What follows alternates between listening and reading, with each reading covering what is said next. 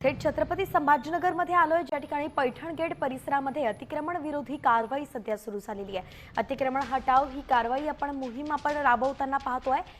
छत्रपती संभाजीनगरमध्ये गेल्या काही महिन्यांपासून अतिक्रमण विभाग ॲक्शन मोडवरती आलेला आहे। विविध ठिकाणांमधील अतिक्रमण काढली जात आहेत आणि त्याचनुसार आता पैठण गेट या परिसरात अतिक्रमण हटाव मोहीम सुरू झाली आहे।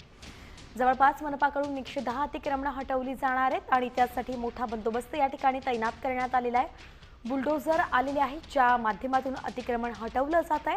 सोबतच पोलिसांचा आणि मनपा कर्मचाऱ्यांचाही फौजफाटा दिसतोय, जेणेकरून कोणी विरोध केला तर त्यांनाही सावरता यावं।